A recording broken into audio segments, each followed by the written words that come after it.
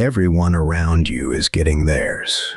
The news, the opening, the yes they've been waiting on. One by one, you can hear their names being called, and you're just still here. Same spot, same empty hands, wondering if yours was ever written down at all. You've felt it, haven't you? That quiet little thought you'd never say out loud. But the messages come in, a friend's good news, a cousin's new door opening, someone younger than you landing somewhere you've prayed to reach for years, and you're happy for them. You genuinely are. But underneath, there's this small, cold voice that goes, "What about me? Did he forget me? Why is everyone else getting served, and mine is late?" And here's the thing. Let me name that ache exactly, because it isn't really about the thing you're waiting for. It's about what the waiting seems to say about you. Every month, it doesn't come. Your mind fills in more of the story. Maybe you're being punished. Maybe you did something, somewhere, that quietly shut the door. Maybe you're just the one the good things keep forgetting on their way to everybody else. And slowly, the delay stops feeling like a delay. It starts to feel like a verdict. And that's the real wound, see?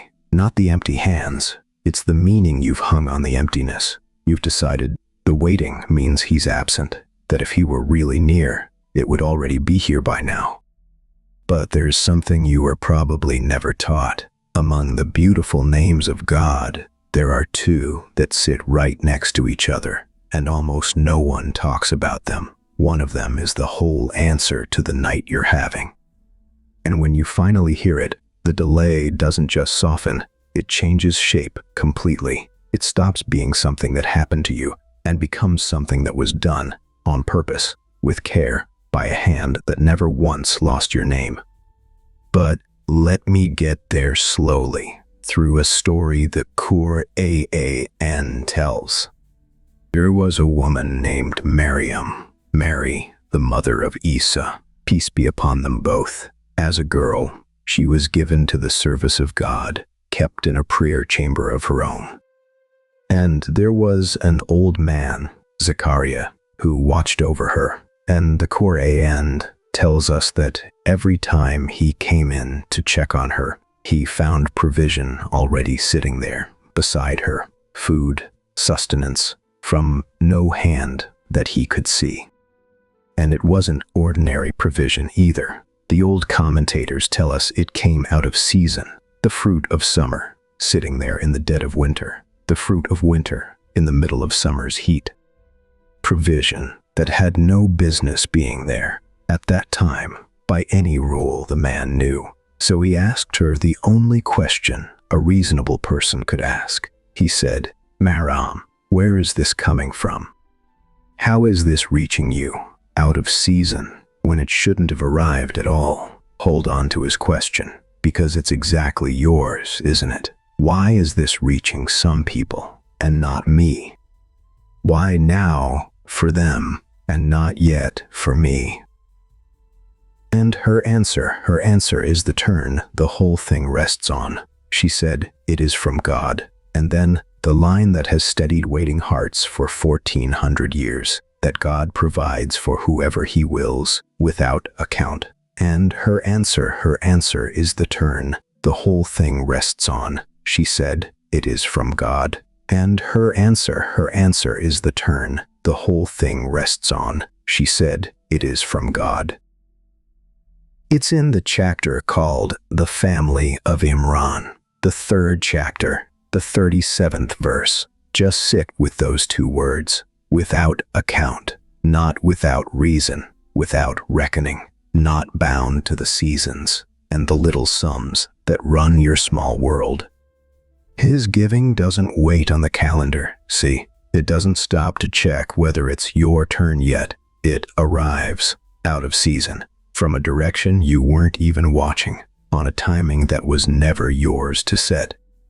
And here, at last, are those two names. Al-Muqaddim, the one who brings forward, and al-Muwakkir, the one who holds back, the one who delays. And he is both. The same hand that brings another person's provision early is the hand that's holding yours back on purpose. And holding back isn't the absence of the name, it is the name. Your delay isn't some gap where God isn't.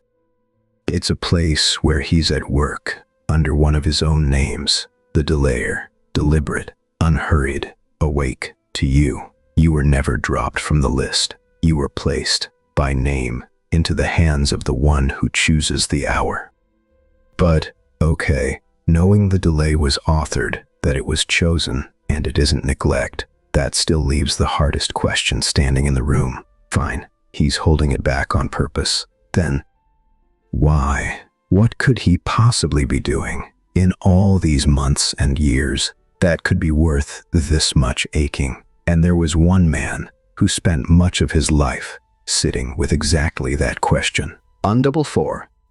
His answer isn't the one you'd expect. And trust me, once you've really heard it, you can't quite wait the same way again. His name was Ibn al-Qayyim, and he came back again and again to this one idea about the times when God makes us wait. He taught, in essence, that when God withholds from someone He loves, He isn't withholding out of poverty or stinginess or because He forgot. He withholds out of wisdom. The delay itself is the gift. It's just a gift the servant can't see yet because he's standing too early in the story to read it. So think back to that fruit again. Out of season. Why would provision wait for the dead of winter? For the very same reason the delay in your life is waiting right now.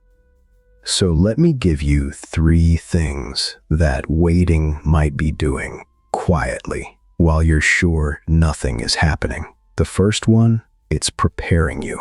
What you're asking for is not small, and the you of a year ago couldn't have carried it yet. So the wait isn't empty time. It's the exact stretch of road where the one who's praying is quietly being made ready for the answer. Handed to you too early, that gift might have broken you. He isn't only ripening the fruit, He's ripening the one who's going to hold it. The second, it's protecting you. You have no idea what you were spared. You can't see that other version of your life. The one where the yes came early and quietly ruined you. The provision that would have made you forget the very one who sent it. Some of the greatest mercies of your whole life are going to arrive disguised as things that just didn't happen, as the not yet, the delays that felt at the time exactly like being forgotten. Oh. And the third, it's ripening the thing itself. Fruit that's picked early is bitter. You already know this one. It has to hang on the branch through weather you'd never have chosen. And only then, finally, does the sweetness come. And the one who set the seasons turning is not late. He's letting it become the thing you actually asked for, instead of the unripe, half-formed version you'd have snatched down in your hurry months ago. So, how do you wait once you know all this? Not passively, not sitting there with your hands hanging empty, calling that surrender. First, keep asking. The delay is never a signal to stop knocking. Remember, Miriam was in the prayer chamber. The provision found her mid-worship, not mid-complaint. So keep bringing your need back to Him again and again, and let the asking itself keep your heart soft through the wait. You're not nagging a God who forgot you. You're leaning on a name, the delayer, who is fully, tenderly, awake to your timing. Second, go looking for what the wait is protecting. Not with bitterness, just with quiet curiosity. Ask gently, what might this delay be sparing me from? What in me is still being made ready? You won't always get the answer. But asking the question turns the waiting from a sentence you're serving into a work being done. And third, Trust the season. Stop reading everyone else's harvest as the verdict on your own. Their fruit came in their season. Yours is on a branch the delayer is watching far more closely than you could. His timing has never once been a mistake, and it has never, not once, been forgetting. Not for Miriam in that chamber, and not for you either. So come back to the question you started this night with. Did he forget you? Look closely at what you were really afraid of. You were afraid the silence meant absence. That being made to wait meant you'd been left out, dropped, passed over.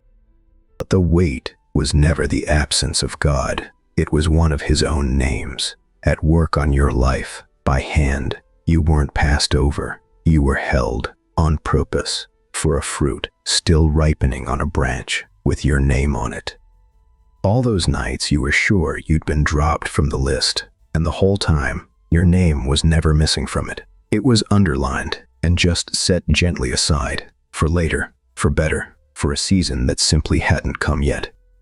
So the next time those messages come in, and everyone around you is getting theirs, and that old, cold voice asks, "What about me?" you'll finally have something to answer it with. Their names were called in their season.